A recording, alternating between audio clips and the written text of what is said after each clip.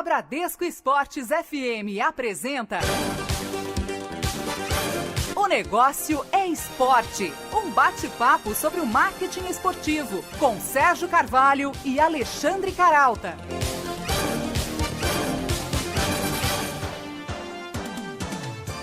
Boa noite para você ligado aqui na Bradesco Esportes FM. Começamos mais uma edição de O Negócio é Esporte e comigo sempre aqui também na apresentação ao meu lado o jornalista Alexandre Caralta. Boa noite, Caralta. Boa noite, Sérgio. Boa noite, ouvintes. O programa de hoje vai falar sobre os desafios associados ao patrocínio esportivo.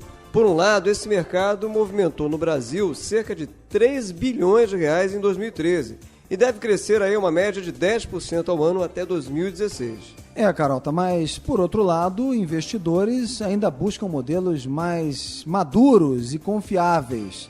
Segundo uma pesquisa recente da Portas Consultoria, que mediu o retorno do patrocínio de 20 atletas de diferentes modalidades, 60% deles apresentaram um retorno menor do que o custo do patrocínio. Isso aí acende um sinal de alerta, né, Sérgio? E para explicar melhor essa pesquisa, esclarecer pontos como a diferença entre o retorno financeiro e o retorno de imagem desejado ao se investir numa marca esportiva, seja um clube, um atleta, uma competição, a gente conversa no programa de hoje com o sócio da Portas Consulting, Elmar Gans. Mas antes, vamos a um rápido giro sobre as novidades dos negócios esportivos. Golaços da semana. Os negócios no mundo esportivo. O Super Bowl mostrou que também é campeão de audiência nas redes sociais. As duas partidas finais reuniram um grande envolvimento de fãs no Twitter. Durante a disputa entre o Denver Broncos e o New England Patriots, a rede registrou 12,2 milhões de tweets, enquanto no duelo entre o San Francisco 49ers e o Seattle Seahawks foram 3,8 milhões. Este jogo marcou também um recorde de tweets por minuto, aproximadamente 175 mil. Uma ação curiosa da Paddy Power chamou a atenção do torcedor do Manchester United, aproveitando o cenário de insatisfação da torcida com o time e a desconfiança com o treinador. A empresa de apostas instalou um boneco de Alex Ferguson, dirigente dos Red Devils, dentro de uma caixa de vidro ao lado do estádio e com a seguinte frase: "Em caso de emergência, quebra o vidro". Resta saber até quando o vidro vai ficar intacto.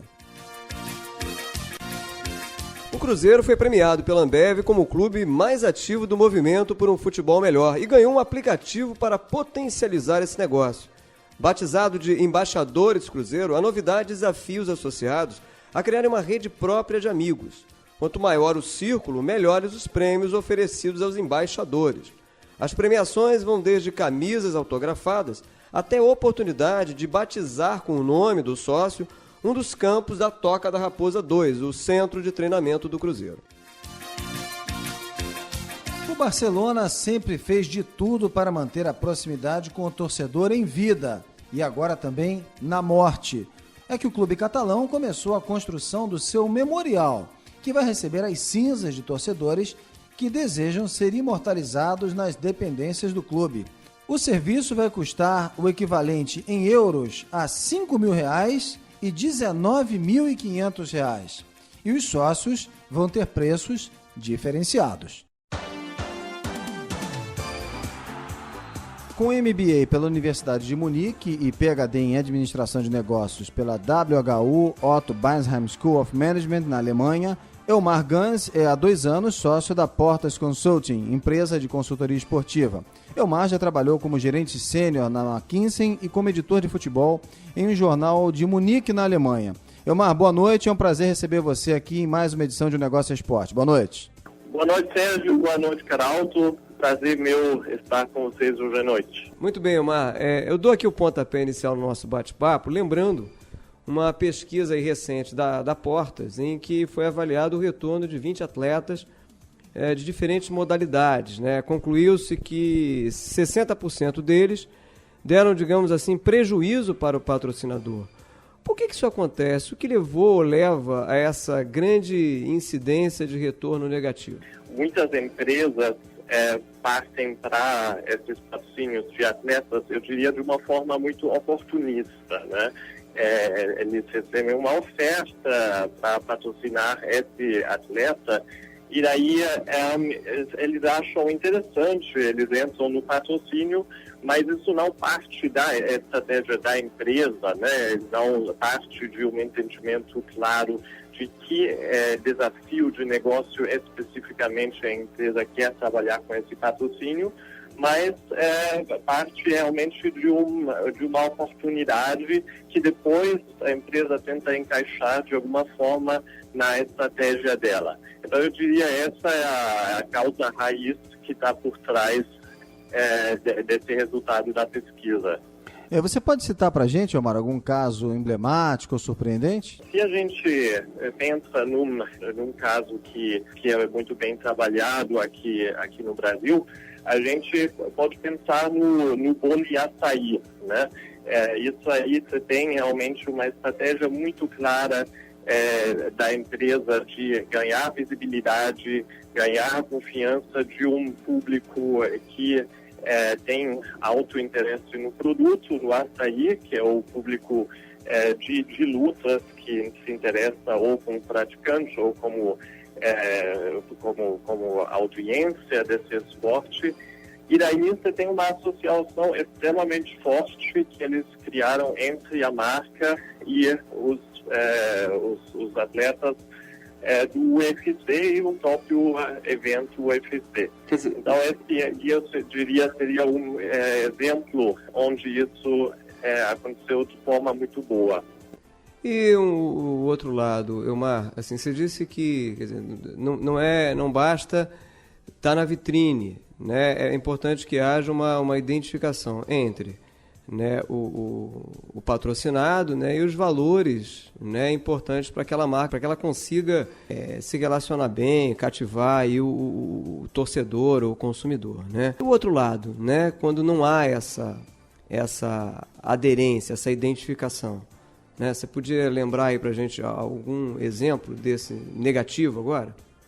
Um exemplo seria o que o Banco BMG, né, fez por bastante tempo no futebol brasileiro, onde realmente a única coisa que acontecia era o nome na camisa, né? Vários clubes patrocinados pelo BMG, e não tinha muito uma explicação por que essa marca está lá, o que ela tem a ver com futebol, de que forma ela contribui realmente ao sucesso do meu clube. Era só o nome na camisa. Então esse era um dos exemplos clássicos onde você tem um foco total em visibilidade e não teve uma estratégia condizente de ativação desse patrocínio. A nossa pesquisa tende a mostrar que esse tipo de patrocínio geralmente não gera retorno. Hoje em dia, para você gerar retorno, você precisa de alguma forma ativar esse patrocínio, explicar para o consumidor por que tem essa associação e fazer algo mais do que só o nome na camisa. Já que você falou em retorno, Elmar, eu lembro que a gente está conversando hoje aqui no Negócio Esporte com o sócio da Portas Consulting, empresa de consultoria esportiva, o Elmar Gans. Como você falou em retorno aí, como é que é medido esse retorno que o atleta dá à patrocinadora? Um dos principais resultados da nossa pesquisa foi que a gente falou com 28 empresas, né, patrocinadoras, grandes patrocinadoras do esporte no Brasil, e nenhuma dessas 28 empresas se mostrou satisfeita com a capacidade de mensurar o retorno dos patrocínios, né? O que a gente observa hoje é que a maioria das empresas, mesmo com investimentos às vezes muito grandes, 50, 100 milhões investidos em patrocínio, eles se baseiam basicamente só no valor de mídia, né? No equivalente a quanto custaria se eu quisesse comprar essas inserções na TV, no impresso e assim por diante, e se baseia somente nessa comparação, né? Então, às vezes, você tem um resultado onde você tem, se eu tivesse comprado toda essa exposição na TV que eu consegui com o nome nessa camisa, eu teria que pagar R$1 bilhão. Isso não significa nada, né? Um resultado quase completamente irrelevante, mas é a realidade da maioria das empresas hoje. Então, o que seria necessário, né? O que a gente muitas vezes ajuda as empresas a construir é justamente uma metodologia muito mais ampla. Então, quando a gente pensa em retorno de patrocínio, a gente gosta de pensar em duas formas de retorno. Uma é o retorno financeiro e o outro é o retorno estratégico. Retorno financeiro, no caso, não é retorno de mídia, mas é retorno em vendas adicionais, né? No fundo, tem que ser venda de mais produtos, seja para o consumidor, seja B2B, mas no final das contas, você precisa de uma análise que consegue identificar quanto a mais se gera de vendas dado esse patrocínio. Ou seja, quanto daquela visibilidade foi convertida em venda, efetivamente? Exatamente. Isso não nem sempre, né? Isso é um retorno de vendas para o consumidor. Por exemplo, a gente viu uma empresa de telecom, a BT, British Telecom, que patrocinou as Olimpíadas de Londres e conseguiu recuperar todo o investimento no patrocínio somente com vendas B2B a outras empresas que também tinham se envolvido com as Olimpíadas. Então, tem várias maneiras de recuperar esse tipo de investimento, mas no final você precisa gerar vendas. Então, esse é o retorno financeiro. O outro é o retorno estratégico, né? O retorno estratégico vai muito além da visibilidade, ele vai muito também na questão do posicionamento estratégico da marca, ou seja, esse atleta ou esse clube, esse evento, vai me dar atributos que são favoráveis, que eu quero associar com minha marca. Ou seja, até que ponto esse patrocínio ajuda a construir uma imagem positiva daquela marca, né? Um retorno seria o retorno propriamente ali pragmático das vendas, e o outro seria um retorno de imagem que, no fim das contas, também é pensado para lá na ponta se transformar em vendas, não é isso? Perfeito, é isso mesmo. E a gente também tem que considerar que quando você pensa em ativação, né, dentro do retorno estratégico, ativação do patrocínio, será que realmente existem essas possibilidades? Então, por exemplo, se eu sou uma empresa, digamos, de cerveja, eu patrocino um evento, né? De que forma eu realmente posso fazer promoções para levar o consumidor ao estádio? De que forma eu posso usar isso nos filmes publicitários, nas minhas campanhas? De que forma eu posso, talvez, associar isso diretamente no ponto de venda, o evento com o meu produto, né? Então, não é só um nome na camisa, novamente, mas é muito mais amplo como eu posso aproveitar em todos os canais esse patrocínio. Pois é, a gente já falou aqui algumas vezes, há um certo consenso entre os especialistas de marketing, né, de que o patrocínio ele ainda é explorado de uma forma obsoleta, né, ou eu diria até capenga em relação ao potencial. Quer dizer, você fica muito em cima da camisa, da exposição de camisa e não consegue explorar outras frentes. Você identifica isso também nas pesquisas, e de que forma os gestores, o esporte brasileiro, de uma forma geral, pode melhorar a exploração,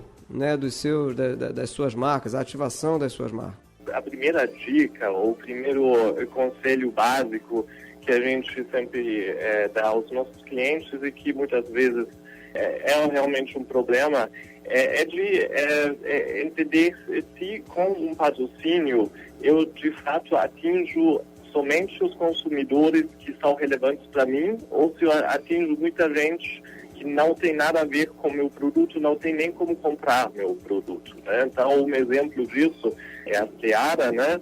Marca de alimentos no Brasil, que patrocina a Copa do Mundo, mas ela atinge muito consumidor, provavelmente 80, 90% das pessoas impactadas pela marca, por esse patrocínio, não tem nenhum acesso ao produto, então é um contato perdido. Então esse é o primeiro ponto, né?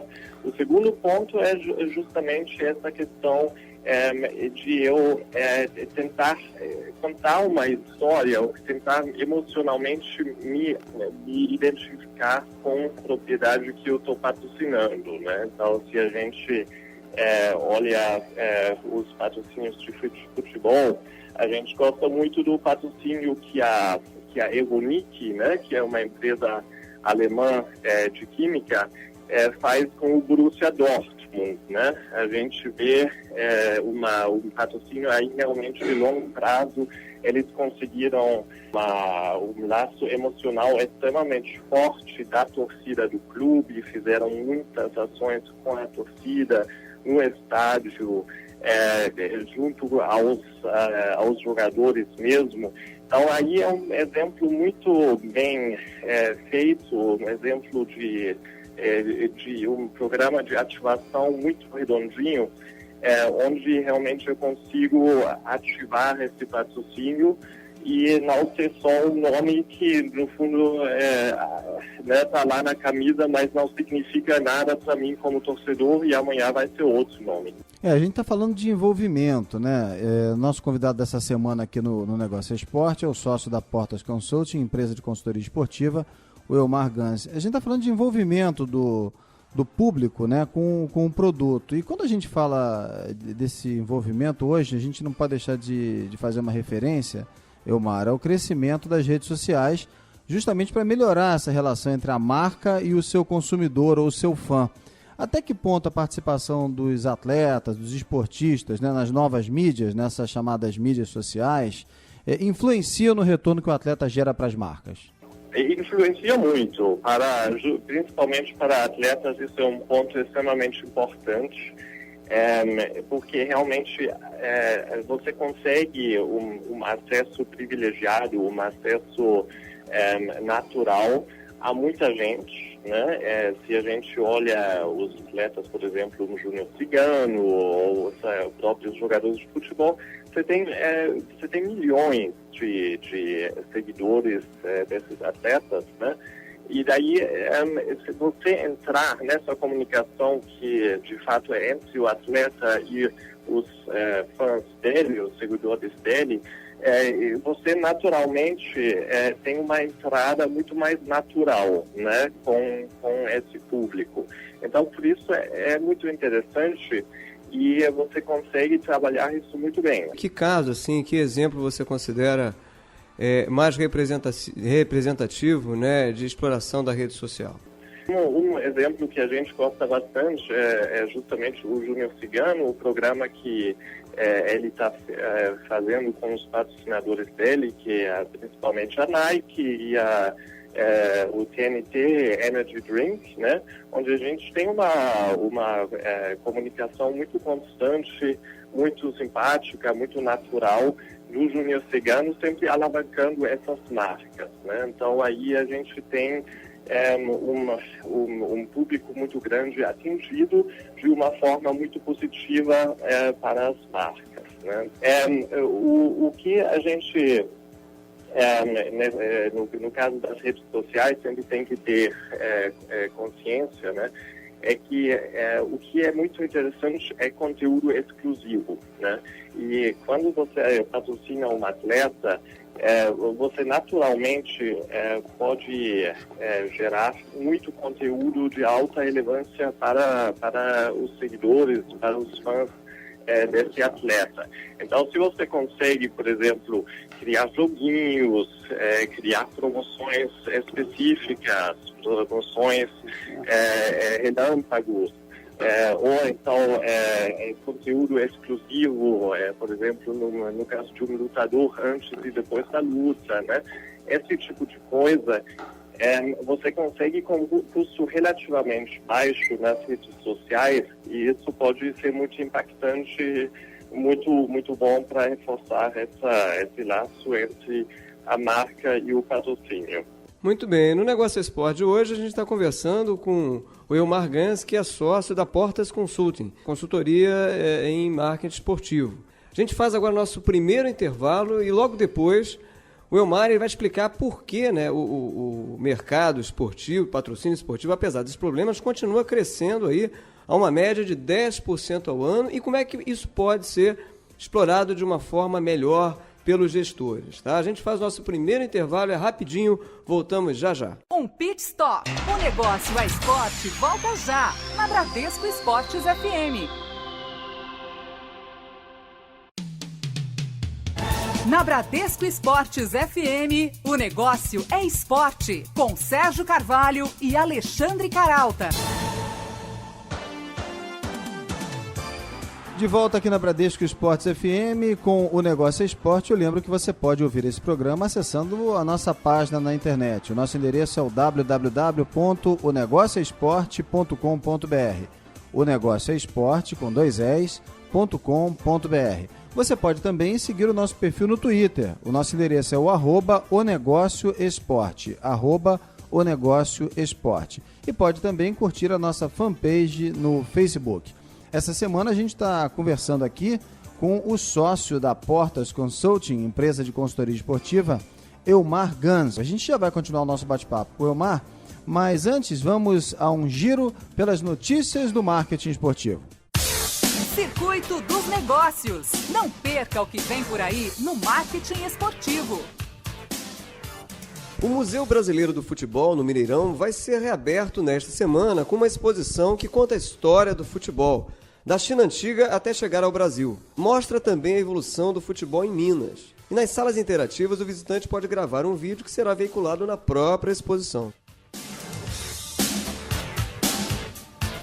A cidade de Florianópolis recebe nos dias 19 e 20 de fevereiro o seminário de seleções da Copa do Mundo de 2014. A iniciativa vai tratar diferentes aspectos da competição, com temas técnicos, médicos, de imprensa, emissão de ingressos e hospitalidade e ainda transporte, hospedagem e marketing. As 32 seleções estão convidadas pela FIFA para participar do seminário. A Universidade do Futebol, em parceria com a Associação Brasileira dos Executivos de Futebol, a ABEX, oferece o curso online de gestão técnica no futebol. A iniciativa já contou com a participação de gestores como Rodrigo Caetano, que voltou ao Vasco, e Felipe Ximenes, ex-Curitiba e ex-Fluminense. Além de Paulo André, jogador do Corinthians e um dos líderes do movimento Bom Senso Futebol Clube. As aulas começam no dia 10 de março. Estão abertas as inscrições para o MBA em Gestão e Marketing Esportivo da Escola Superior de Propaganda e Marketing, a ESPM, em Porto Alegre. O curso reúne noções práticas de finanças aplicadas ao esporte, gestão de eventos esportivos e gestão de marcas e de equipes. As aulas começam no dia 24 de março. Muito bem, essa semana o nosso convidado aqui no Negócio Esporte é o Elmar Gans, sócio da Portas Consulting, empresa de consultoria esportiva. Elmar, uma pesquisa recente aí da Portas, né, em parceria com a Sportpar, constatou que o patrocínio esportivo no país movimenta cerca de 3 bilhões de reais por ano e pelo menos até 2016 deve continuar subindo aí numa média de 10% ao ano, né? Esse volume financeiro tão significativo faz com que cada decisão sobre patrocínio esportivo fique cada vez mais estratégica e exige aí um cuidado ainda maior das empresas na hora de escolher um atleta para investir, né? O que as empresas precisam pesar direitinho ali na hora de escolher o seu patrocinado, Elmar? As empresas tendem a pensar pouco, infelizmente, hoje em dia. No fundo, a empresa primeiro precisa entender a estratégia de negócio dela. Antes de pensar em qualquer patrocínio, a empresa precisa identificar o que eu realmente quero com o meu produto, como eu quero crescer minha receita, onde especificamente eu tenho desafios de negócio, né? E isso mais concreto possível, né? Uma vez feito isso, eu posso partir para a minha estratégia de patrocínio, né? Então, aí eu vou falar, bom, como um patrocínio esportivo poderia me ajudar a resolver esse problema de negócio? Como que eu conseguiria resolver justamente esse ponto que é importante para a minha marca, para o meu negócio, que eu identifiquei anteriormente. E só depois disso, a empresa deve efetivamente partir para a questão da seleção de uma propriedade. Então, seguindo esse fluxo, essa metodologia, é que a empresa tende a ter retorno. Infelizmente, o que acontece muitas vezes o contrário. O que é mais importante? É o rendimento esportivo, quer dizer, você ter sucesso ali no esporte e esse mérito se transformar em retorno de imagem e de vendas, ou é propriamente o retorno de imagem que um patrocinado acaba gerando para uma marca, né? De fato, isso depende um pouco do caso da empresa, né? Se você realmente quer gerar venda rápido para o seu produto e precisa de visibilidade para ele, então o sucesso esportivo pode ser muito importante, né? Porque o atleta que tem sucesso, ele naturalmente consegue uma visibilidade muito boa e com isso você muitas vezes consegue gerar rapidamente venda, o que para muitas empresas é um ponto importante. Então, nesse caso de mais curto prazo, digamos, isso é um fator crítico, né? Por outro lado, o efeito da imagem, a rentabilidade na imagem, tende a ser um efeito de mais longo prazo. Então, um belo exemplo disso é o Banco do Brasil com o vôlei brasileiro, né? O Banco do Brasil tinha identificado um desafio muito claro, né? Que a carteira de clientes dele tinha envelhecido muito e que ele precisava se associar mais com o esporte para conquistar um público mais jovem. E daí ele investiu numa estratégia de muito longo prazo, né, de realmente adotar um esporte inteiro, se tornar como se fosse o pai desse esporte, e conseguiu um belo resultado com isso. Conseguiu resolver o desafio da composição da carteira de clientes, mas foi uma estratégia que precisou de bastante paciência e de muitos anos para trazer frutos, né? Porém, muito bem executada e ajudou muito ao Banco do Brasil. Eu lembro que a gente está conversando aqui no Negócio Esporte hoje com o Elmar Gans, que é sócio da Portas Consulting.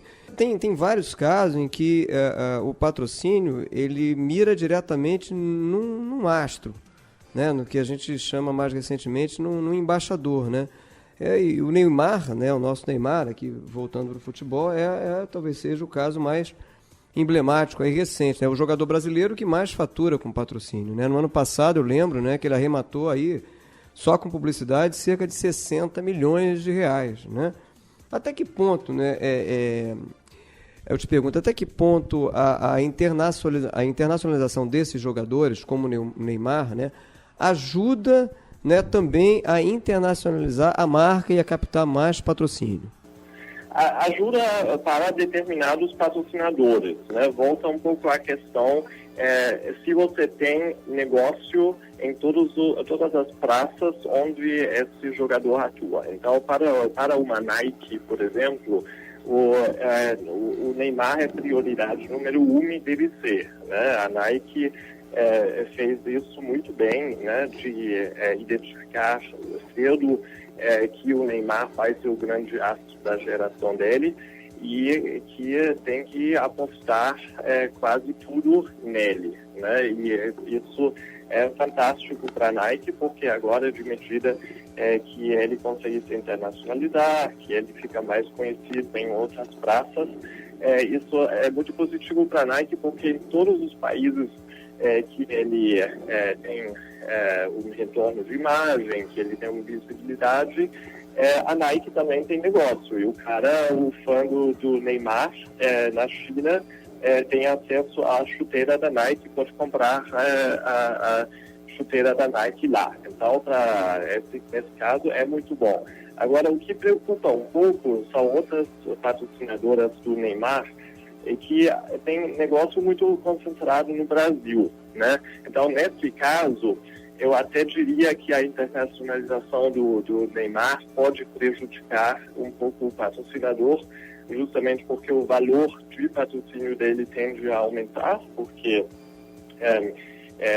para outros patrocinadores como negócios globais, ele vai de fato ter mais retorno lá fora e com isso consegue aumentar os valores que cobra, mas isso pode ser complicado para essa empresa brasileira, porque ela é ainda limitada ao mercado brasileiro e, da mesma forma, ele vai tender a estar menos no Brasil, então ativar ele em pessoa, em eventos da empresa, em eventos com consumidores, em promoções, se torna mais complicado. Queria lembrar, tem um outro caso recente, que foi entre a Nissan e o Vasco, né? A gente sabe que a Nissan recentemente deixou de patrocinar o Vasco por conta daquela violência, né? Assistida no jogo entre o Vasco e o Atlético Paranaense, né? Em Joinville, pela última rodada do Brasileirão, né? do ano passado, né? Então a patrocinadora alegou que aquele fato ele não estava de acordo com os valores, né, os princípios, né, que a patrocinadora queria difundir e tal, e suspendeu o contrato. E eu queria que você comentasse, né, até que ponto isso abre um precedente no nosso cenário, no nosso mercado aqui brasileiro. Você concorda do ponto de vista técnico com esse tipo de decisão? Você acha que teve um certo exagero? Você acha que é por aí mesmo? E é bom que os clubes, os gestores abram o olho em relação ao ambiente de negócio mais favorável ao patrocinador? O que você achou qual é a lição extraída aí desse episódio? Olha, eu acho a postura da Nissan razoável, né? Eu acredito que, no caso, esse episódio específico nesse jogo, episódio muito lamentável, foi somente o pico do iceberg aí, né? Basicamente, a gente tem aqui justamente esse problema de governança bastante grave, infelizmente, no Vasco, né? E isso deixa o patrocinador insatisfeito, né? O patrocinador fica inseguro, já começa a questionar esse patrocínio, e daí, quando acontece um episódio desse, a última coisinha que faltava para ele, de fato, declarar que não gostaria de seguir com esse patrocínio. Para te dar um exemplo, a gente escuta de muitos patrocinadores, grandes patrocinadores de clubes brasileiros, que não tem nenhum mecanismo dos clubes de informar constantemente o patrocinador de que de fato está acontecendo, como a marca está aparecendo, que seria uma estrutura básica quando você atrai um patrocínio de 10, 20, 30 milhões, de você prestar contas, né? E não tem estrutura boa para isso em muitos clubes. De fato, grandes patrocinadores hoje implantam, às vezes, uma pessoa no clube justamente para agir como se fosse um espião que está entendendo o que acontece dentro do clube. E quando isso é necessário, você pode imaginar como o problema é sério. Então, os patrocinadores estão desconfiados. Acontecem episódios como o da Nissan, que de fato cancelou por causa de um problema assim.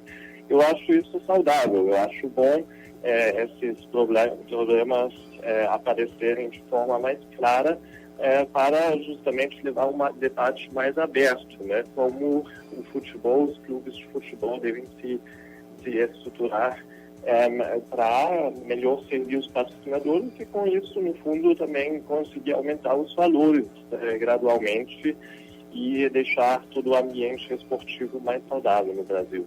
Mas agora, esse problema que aconteceu entre o Vasco e a Nissan foi um problema, até não foi nem extracampo, né? Foi dentro do estádio.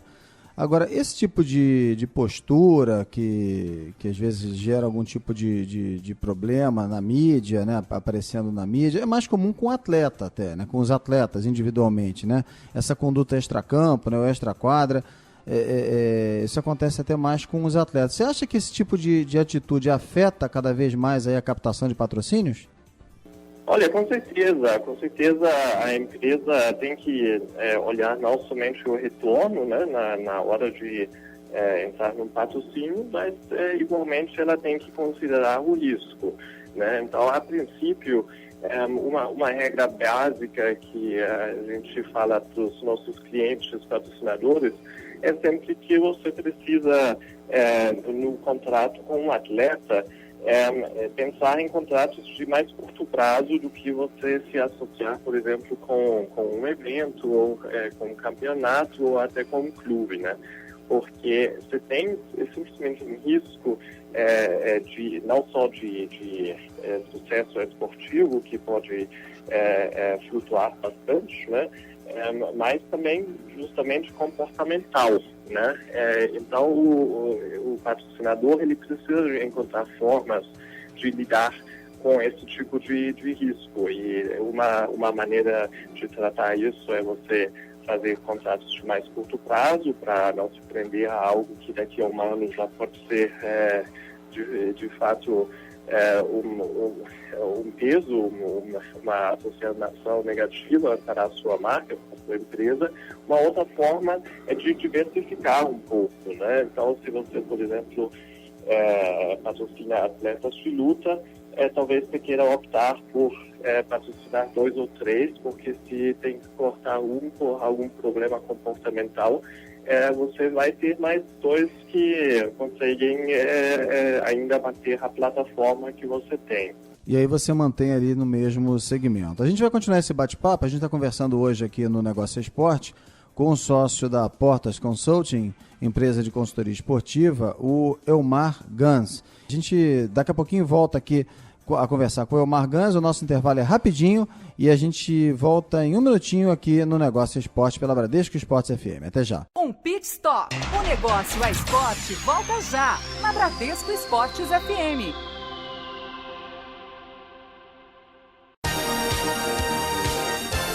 De volta na Bradesco Esportes FM. O negócio é esporte. De volta aqui na Bradesco Esportes FM com o Negócio Esporte. Para você que quiser ouvir essa entrevista novamente, basta acessar a nossa página na internet. O endereço é o www.onegocioesporte.com.br. O Negócio é Esporte com 2 S.com.br. Você também pode nos seguir no Twitter no endereço @onegocioesporte, @onegocioesporte, e também curtir a nossa fanpage no Facebook. O nosso convidado dessa semana é o sócio da Portas Consulting, empresa de consultoria esportiva, Elmar Gans. Elmar, antes da gente chamar o último intervalo, né, você estava comentando aqui sobre a importância também e algumas estratégias para você reduzir o risco, né, muitas vezes de investir num atleta individual que às vezes por um comportamento inadequado pode pôr a perder ali, gerar uma associação negativa, né, para a marca, né? Eu queria que você comentasse rapidamente o caso do Tiger Woods, que apesar de uma vida pessoal aí polêmica, ele é o atleta, segundo a revista Forbes, que mais fatura com patrocínios, cerca aí de $60 milhões por ano, né? Como é que ele consegue, apesar dessa vida pessoal conturbada, se manter no topo entre os atletas patrocinados? Olha, eu acho que o Tiger Woods realmente, obviamente, causou um problema muito grande, né, no mundo dos patrocínios, quando aconteceu esse episódio das infidelidades e tal, mas ele conseguiu reverter essa imagem de uma forma muito boa, né? Ele realmente lidou com esse problema, obviamente tem empresário muito capaz, né? que conseguiu novamente trazer uma imagem mais positiva, né, e reverter esse problema, e bem ou mal ele ainda tem visibilidade. É isso que eu ia falar, né? Tem uma certa gordura, né, ainda, né, para queimar. Exatamente. Então, é claro que para algumas empresas isso pode ser um problema, esse episódio que aconteceu, mas nem para todas as empresas isso é uma questão tão grave, né? Então, tendo ainda visibilidade, e você sendo talvez uma empresa que não é muito certinha, né? Que de certa forma busca uma certa polarização do público, né, uma certa provocação, isso pode até ser uma coisa interessante. Acaba funcionando, né? A gente está falando aqui no retorno de 65 milhões de dólares para o atleta, que é um retorno extraordinário, né? E você também tinha falado anteriormente, no bloco anterior, sobre valores, né? Quer dizer, até que ponto o patrocinador consegue mensurar o retorno dele. E aí eu te pergunto, o que é levado em conta na hora de fixar um valor de patrocínio em relação ao esporte de uma maneira geral, em particular em relação ao mercado do nosso futebol? Eu digo isso porque, me corrija se eu estiver enganado, a percepção que eu tenho é que os contratos, os valores, eles são firmados de acordo com aspectos ainda frouxos. Quer dizer, você tem ali algo estimado pelo mercado, mas não há, como o Sérgio também observou, uma métrica mais precisa para você chegar até valores, né, embasados, né? Você concorda com isso? É isso que as pesquisas apontam? A gente tem que amadurecer ainda para chegar até um valor mais próximo da realidade? Exatamente isso. Eu concordo 100% com a sua análise. Nossas pesquisas e experiências mostram exatamente isso. E o problema está dos dois lados. A gente vê nas negociações que a gente acompanha com nossos clientes de ambos os lados, né, tanto dos clubes, das confederações, dos atletas e tal, quanto dos patrocinadores, que os dois lados não têm muita noção, muito embasamento para esses valores pedidos ou então oferecidos, né? A gente enxerga que hoje, quando o clube ou um evento, uma confederação busca um patrocínio, ele busca alguma coisa que parece ser uma referência mais próxima do mercado, e ele pede isso, né? Ele não explica para o patrocinador porque esse valor é válido, ele não explica bem que tipo de retorno o patrocinador pode ter com essa propriedade, ele não explica bem as possibilidades de ativação, ele não pensa na estratégia do patrocinador, mas ele joga um valor e vê se alguém paga. E do mesmo lado, o patrocinador tem pouco embasamento, como a gente falou, ele pensa muito no valor de mídia, mas se você pensa, por exemplo, em patrocínio das Olimpíadas ou da Copa, a gente está falando de vários centenas de milhões de reais, é como se fosse uma nova fábrica. E imagina que estudo de viabilidade e de retorno a empresa não faz para justificar uma nova fábrica, e muitas vezes com a Copa do Mundo porque é legal, porque pode ser, a princípio a gente gosta e vai dar muita visibilidade, então vamos fazer. Muitas vezes bem impressionante como o embasamento é pouco. Bem, a gente está conversando no Negócio Esporte essa semana aqui com o Elmar Gans, sócio da Portas Consulting, empresa de consultoria esportiva. Elmar, atualmente a gente tem visto aí bastante uma situação interessante, né? Uma bola dividida. Os atletas que começam a ter patrocínios pessoais, patrocinadores pessoais, e que são concorrentes às marcas que patrocinam os clubes, né? E um caso curioso aconteceu em 2012 com o Ganso, o Paulo Henrique Ganso. O jogador tem uma foto no seu perfil no Twitter com a camisa do São Paulo, na qual aparece o nome do patrocinador do clube em destaque, né? O STI, que é da sempre Toshiba.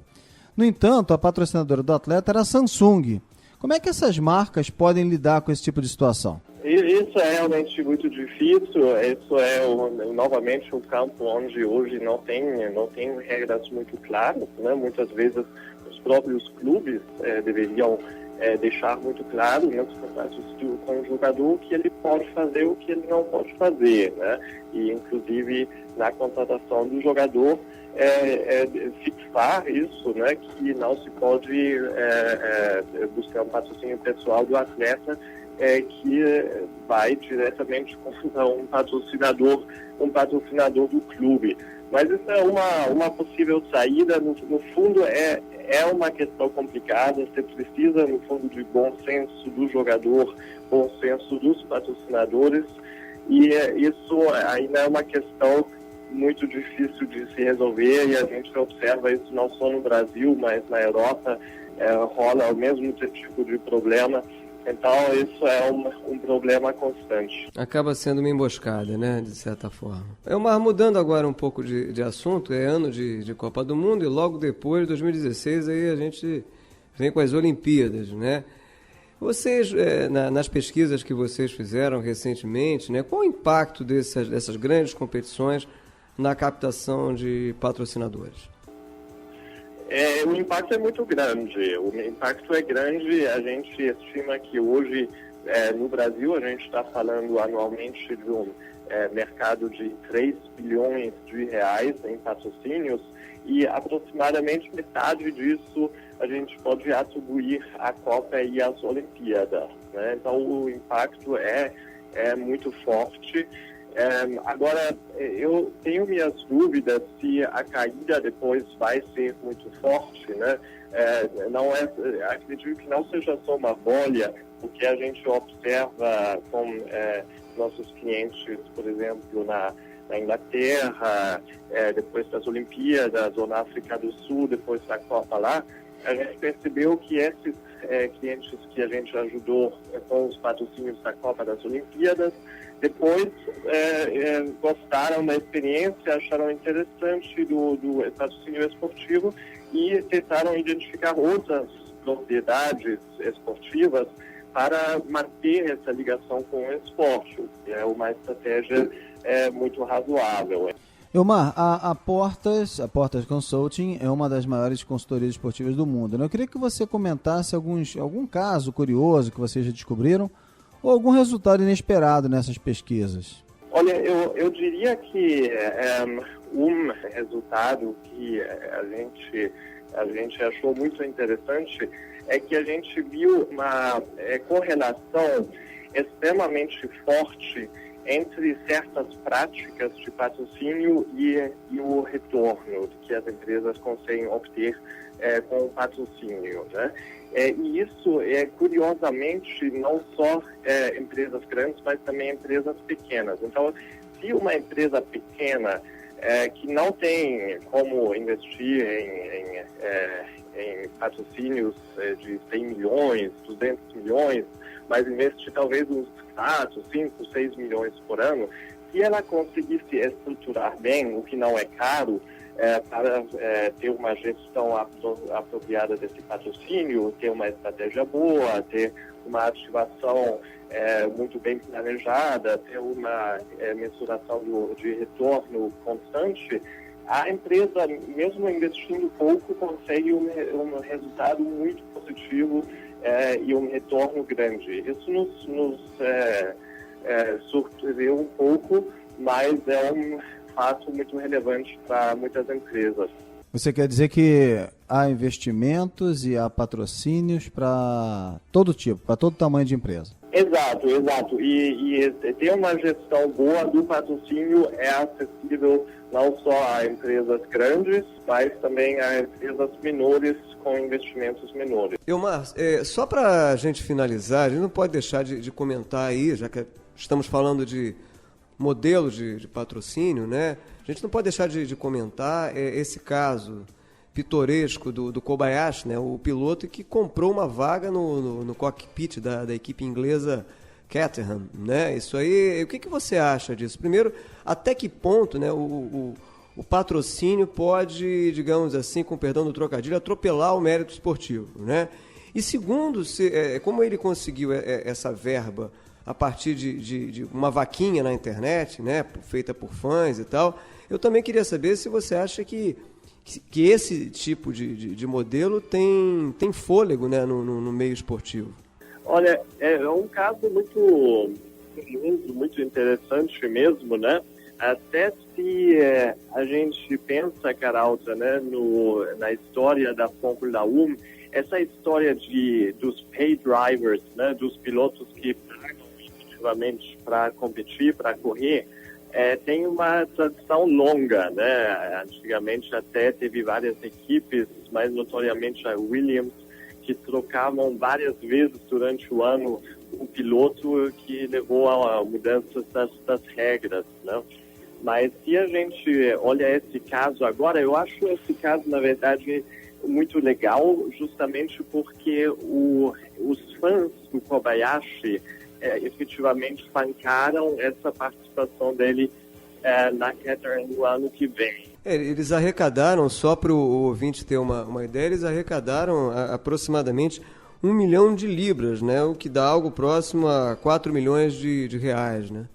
Pois é, e se você olha esse valor, né, de 4 milhões de reais, isso é para uma equipe desse tipo na Fórmula 1, a Caterham não é uma grande equipe, mas a Caterham ainda tem um orçamento de uns 300 milhões de reais por ano, né? Então, isso certamente ajuda eles. Agora, não é um caso, digamos, grave, onde a Caterham vai depender só do dinheiro do Kobayashi. Aí, um caso muito mais extremo, né, que a gente está observando nos últimos anos, é o Pastor Maldonado, né, que foi piloto venezuelano, que era amigo pessoal do Hugo Chávez e que vem com o dinheiro da estatal de petróleo da Venezuela, a PDVSA, e daí a gente está falando de um valor de 100 milhões de reais por ano, né? Então, o Maldonado basicamente é uma solução financeira para a equipe toda, né? Ele pode viabilizar uma equipe que sem ele nem teria condições de competir, e daí já fica também um pouco complicado, né? Porque daí realmente a gente tem uma situação onde a equipe fica totalmente dependente de um piloto, e isso não é necessariamente muito saudável para o esporte. Para o esporte, de uma forma geral, para o mérito esportivo e talvez até como produto, né? Porque você pode, o produto em si, a competitividade, o espetáculo pode ficar ameaçado, né? E perder a credibilidade, né? Pois é, se o telespectador, se o fã, no final das contas, fica com a impressão que esse esporte não tem mais os melhores motoristas, os melhores pilotos, mas que são os pilotos que pagam mais, aí realmente isso pode virar uma coisa grave, né? O torcedor pode perder o interesse pelo esporte. Maravilha. O nosso convidado dessa semana aqui é o sócio da Portas Consulting, empresa de consultoria esportiva, Elmar Gans. A gente está chegando no final do nosso bate-papo com o Elmar e está na hora da gente agora conferir o nosso apito final. E no apito final de hoje, então, com o Elmar Gans, eu começo, Elmar, perguntando a você sobre uma jogada de mestre. Seria o patrocínio da Coca-Cola à Copa do Mundo, um dos melhores patrocínios que a gente tem hoje no mundo. Elmar, e uma bola fora? Aí seria o mais recente, o caso da Nike com o Lance Armstrong, que realmente segurou demais esse cara e não deu certo. Elmar, uma zebra. Uma zebra, para mim, seriam os naming rights dos estádios no mundo, uma coisa que nasceu bastante desacreditada, mas que se mostrou uma propriedade extremamente interessante para muitas empresas, a própria Allianz, com a Allianz Arena em Munique e várias outras arenas no mundo, e a gente acredita que aqui no Brasil também isso vai se mostrar uma propriedade muito interessante. Muito bem, Elmar, para a gente fechar aqui, uma aposta. Uma aposta é o rugby no Brasil. O rugby é um esporte pequeno, mas que está crescendo muito rápido, que tem muito a ver com o Brasil, tem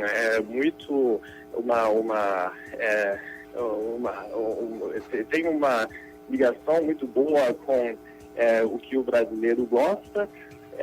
E isso pode crescer muito na nossa visão. O rugby é hoje o esporte com a melhor governança no Brasil, o que vai ajudar a trazer tanto praticantes quanto também patrocínios para o esporte, e a gente acredita muito que o rugby tem futuro. Ok, eu agradeço a participação no Negócio Esporte dessa semana do Elmar Gans, sócio da Portas Consulting, empresa de consultoria esportiva, batendo esse papo com a gente aqui no nosso programa.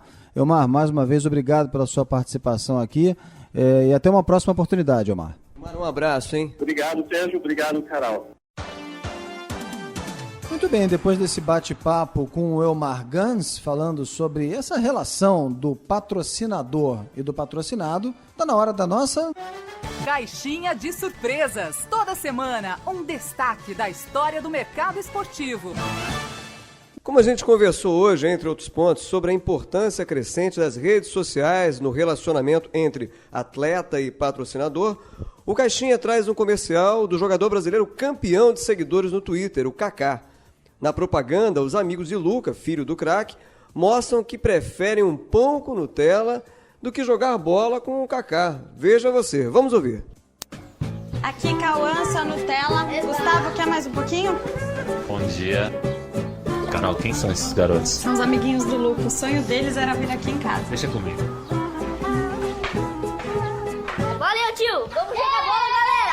Kaká, é por causa do café da manhã com Nutella. O delicioso sabor de Nutella vem de uma combinação de ingredientes de qualidade como avelã e cacau, que faz do café da manhã um momento gostoso para sua família começar bem o dia. Nutella, sorria e bom dia. Bem, o comercial foi criado pela agência Avas Rio em 2013 e você pode ver e ouvir essa propaganda e outras peças publicitárias garimpadas aqui no nosso programa acessando a página do Negócio Esporte na internet www.onegocioesporte.com.br.